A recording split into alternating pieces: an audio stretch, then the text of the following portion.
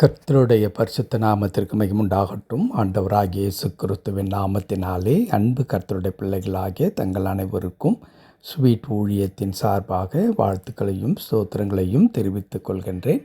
நீதிமொழிகளின் புத்தகம் 3ஆம் அதிகாரம் 3 மற்றும் 4வது வசனங்கள். நீதிமொழிகள் 3ஆம் அதிகாரம் வசனங்கள் 3 மற்றும் 4.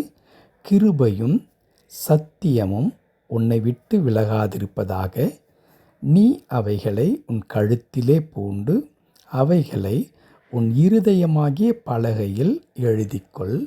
அதனால் தேவனுடைய பார்வையிலும் மனுஷருடைய பார்வையிலும் தயையும் நற்புத்தியும் பெறுவாய்.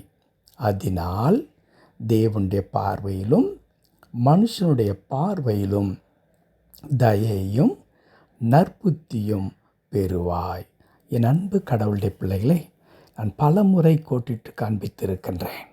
மனிதனை ஆண்டவர் படைத்ததே எப்படி படைத்திருக்கிறார் என்றால், ஒருவரை ஒருவர் சார்ந்து வாழ்கிறவர்களாக இந்த உலகத்தில் கடவுள் நம்மை படைத்திருக்கிறார்.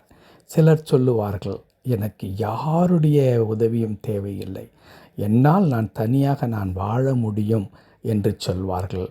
ஆனால் அப்படி தனியாக எந்த ஒரு மனிதனையும் நாம் உதவி பெற்றுக்கொள்ளாமல் வாழ முடியுமா என்றால் நிச்சயமாக நாம் வாழவே முடியாது. மனிதனுடைய படைப்பே ஒருவரை ஒருவர் நாம் சார்ந்து வாழ்கிறவர்களாகத்தான் நாம் இருந்து கொண்டிருக்கிறோம்.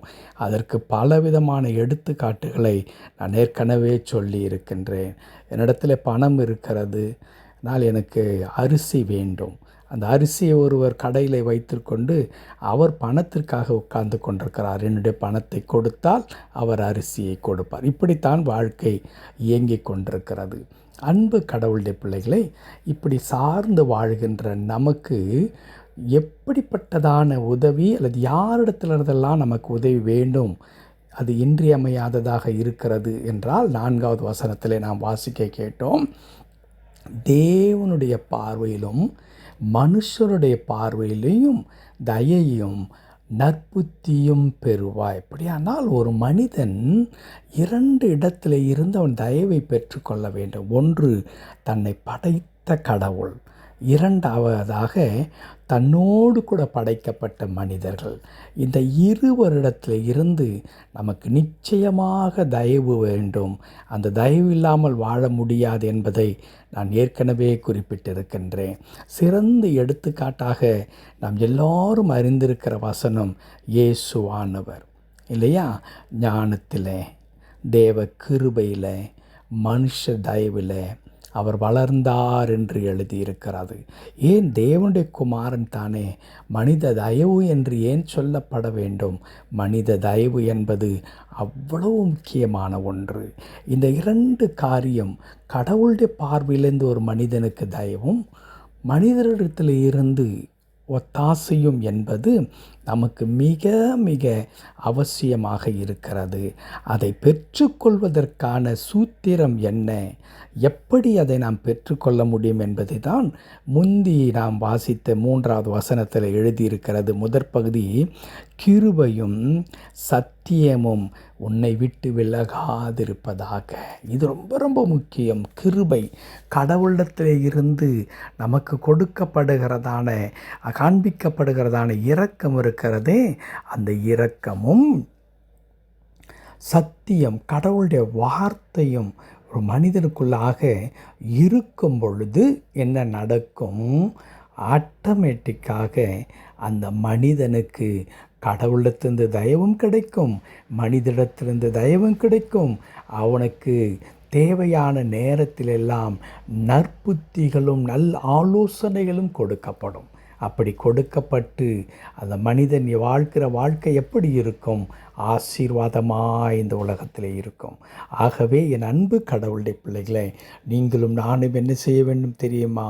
முதலாவதாக இந்த உலகத்தில் ஆண்டவருடைய கிருபையையும் ஆண்டவருடைய சத்தியத்தையும் நாம் கொள்ளுகிற மக்களாக நாம் இருக்க வேண்டும்.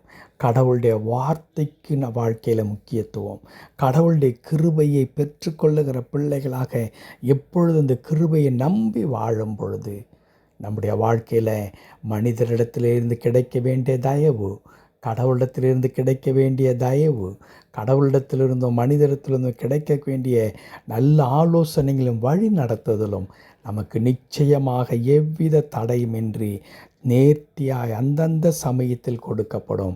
வாழ்க்கையில் எந்த விதமான பிரச்சனையும் இல்லாமல் நாம் வாழ முடியும். ஜெபிக்கலாமா? கிருபை நிறைந்த நல்ல ஆண்டவரே, உமக்கு நன்றி செலுத்துகிறோம். ஆம் ஆண்டவரே, உம்மிடத்திலும் இருந்து மனிதரிடத்திலே இருந்து தயவையும் நற்புத்தியை பெற்றுக்கொள்ள வேண்டுமென்றால் நாங்கள் கர்த்தாவே கிருபையை, ஆண்டவரே சத்தியத்தையும் கர்த்தாவே எங்களுக்குள்ளாக காத்து கொள்ளுகிறவர்களாக நாங்கள் இருக்க வேண்டும். ஆண்டவரே, அப்படிப்பட்ட கிருபையை கடவுள் தாமே எங்களுக்கு தயவாய் தாரும். என்றைக்கும் எங்கள் வாழ்க்கையில் உமக்கு முக்கியத்துவத்தை கொடுக்கிறவர்களாக நாங்கள் வாழ உதவி செய்யும். உம்முடைய வார்த்தைக்கு நாங்கள் முக்கியத்துவம் கொடுக்கும் பொழுது, உம்முடைய கிருபையை நம்பி வாழும் பொழுது நிச்சயமாக என் ஆண்டவர் நாங்கள் காண்கிற எல்லா மக்கள் கண்களிலும் எங்களுக்கு தயவு உண்டாக்கி தருவீர். உம்முடைய கண்களிலும் எங்களுக்கு தயவு எப்பொழுதும் உண்டாயிருக்கும். அப்பொழுது இந்த உலக வாழ்க்கை ஒரு குறைவில்லாமல் நாங்கள் வாழ்வதற்கு அது ஏதுவாக இருக்கும். அதற்காக நன்றி செலுத்துகிறோம். என்னுடைய இணைந்து ஜெபிக்கிற அன்பு கடவுளுடைய பிள்ளைகள் ஒவ்வொருவரும் இந்த நேரத்தில் நான் நினைக்கிறேன் ஐயா, அவர்களோடும் அப்படியே இருந்து வழி நடத்தியறலும் தொடர்ந்து பொறுப்படுத்தி கொள்ளும். மீட்பர் நாமத்தில் ஜெபிக்கிறோம் எங்கள் நல்ல பிதாவே. ஆமேன், ஆமேன்.